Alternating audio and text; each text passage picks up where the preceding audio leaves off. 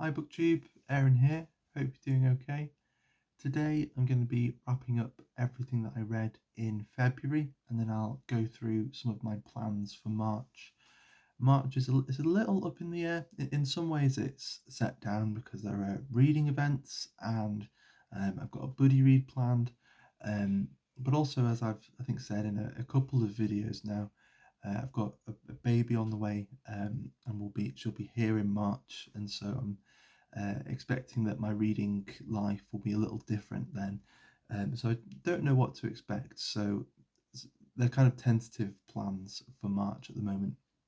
But February was a really good reading month, and I haven't really counted how many. There must be about 9 books, something like that I finished in February.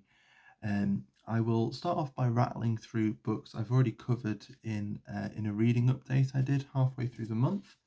So we've got Mad Women by Gabriela Mistral. This is translated by Randall Couch, and it's just a cycle of poems that I didn't completely feel I understood. So a poet I'll be trying to get back to at some point. Lucasta Miller's Keats, A Brief Life in 9 Poems and 1 Epitaph, which is just a great doorway into Keats's life and into his poetry. So if you're interested in either or in both, I think it'll be quite interesting and enlightening. And then I've got my Kindle here because I read a fair bit on my Kindle. So I read The Classical World by Robin Lane Fox, which was a great overview of the classical period of Greece and Rome. I read a couple of Sherlock Holmes books. For Holmes is Where the Heart Is. I read A Study in Scarlet, which I really enjoyed, and also The Adventures of Sherlock Holmes as well. I also read some poems by Langston Hughes as well on my Kindle, which is really my main introduction to Langston Hughes. So much like with Gabriela Mistral, I'd quite like to go back at some point and explore more of him. And then a few of the books that I've finished since. There have been a couple of books of poetry that I've finished since. I've read Rain by Don Patterson, which I read a couple of poems from this on here. So I'll if you look back to my last Poetry Thursday, that was a reading from this collection. But really liked it. He's a poet I'd love to read a lot more from. And then we've got the collected poems of Cheswa Muots. I hope I'm saying that a little bit better. I've received a little bit of instruction, which was really good. And I really liked his poetry. It started off, a lot of it was very bleak and it wasn't full on apocalyptic, but there was, I don't know, it was slightly, I suppose, slightly unsettling, and then it sort of moves on into sort of slightly more mature, more reflective poems. But yeah, he seemed like a poet who was always growing and always trying to find new ways to say things, and yet it always sort of comes across as him as he's as he's writing. And these poems were translated by loads of people, and quite a lot of them, Muot was either the sole translator or he was collaborating on the translation with another poet, which was really interesting. So yeah, I really enjoyed this, and he's a poet I expect I'll be coming back to. And then the book that I really spent most of my time with in February was The Brothers Karamazov by Dostoevsky, and I made a separate video about this just so I, just so I felt like this wouldn't be taking over the whole wrap up video. But yeah, this was the Michael the Michael R. Katz translation, and I really enjoyed it. So yeah, I think I'll have a bit of a Dostoevsky break for a while, because as much as I enjoy him, I always feel like I need to read something a bit lighter after I finished it. And that's everything that I've finished so far. There are a few books I'm still in the middle of. I'm still dipping in and out of Kafka's complete diaries or selected diaries, whatever it is. I'm reading Sonnets to Orpheus by Rilke. This is translated by Christiane Marx. I think I showed this in a book haul recently. And as I said in the book haul, I'm enjoying it. There are a few little things that seem a little, I don't know, clunky seems a little too harsh, but just sometimes the poems feel like they're being disrupted slightly by some of the choices, but on the whole, I'm still really enjoying it, and the translation is really good.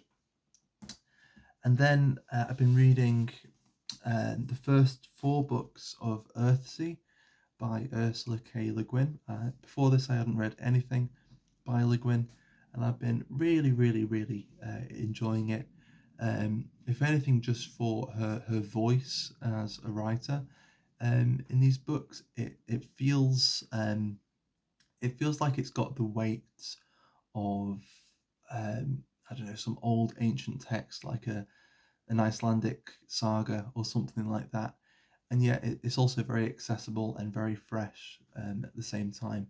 So I've been just really loving that, and just loving the way that she tells her stories as well. It just feels a bit different. I don't know quite how to explore it. And this has got, explain it, I should say. This has got, so the first 4 books. So it's got A Wizard of Earthsea, The Tombs of Atuan, The Farthest Shore, and Tehanu. Not sure, not sure if I'm saying them correctly. I think The Tombs of Atuan might actually be my favourite so far. I'm currently just on chapter 3 of Tehanu, so I've been going through it quite quickly because I've been just really enjoying it, and I'm hoping to read more Ursula K. Le Guin this year and for the rest of my life. I feel like if I discovered Le Guin when I was a kid, just after I'd finished reading Lord of the Rings, I probably would have just read a lot of Le Guin as a kid. So that was a lot of fun. And then we've got my tentative plans for March. I've just got 5 books here. The 2 books on the top that I know I'll be reading. We've got A Confession and Other Religious Writings by Leo Tolstoy. And I'm going to buddy read this with Alan from Big Hard Books and Classics, kind of coming off the back of reading War and Peace together as part of a group back in January. And then Sean D. Standfast is hosting a read-along of The City by Clifford D. Simak in March as well. And there are quite a few people in the Voxer group. And we'll be going at a leisurely pace. We can just read a couple of stories a week and finish it in March. And so it won't be too pressing to have this. This doesn't have, I think there's a story missing from here, but I've got access to the other story. I mainly wanted to get this just for the kind of weird cover. That's City by Clifford D. Simak. And then March is March of the Mammoths, and it's one of my favourite reading events. And I was, I'm not sure what March is going to look like, but I also want to read a mammoth, but also I want to read Les Miserables in April as well. And so, I wasn't really knowing what I'd be able to fit in. But I decided I'm going to try and at least start Don Quixote in March, and maybe if I only read the first part in March, then read Les Miserables, and then come back to this in May or whenever once I've finished. I'm not sure, but it's a book I really want to read, and I love reading big fat books. So I'm just gonna give it a go and see how much I can read. And then I've put these two on the pile just in case I have space. I probably won't, but I would really like to read them. The first is Under Western Eyes by Joseph Conrad.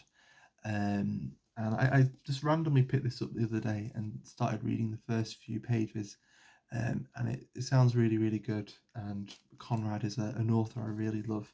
So it'd be good to get to this in March if I can.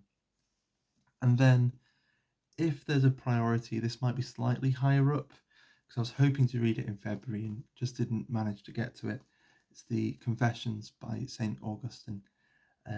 So yeah, again, it will.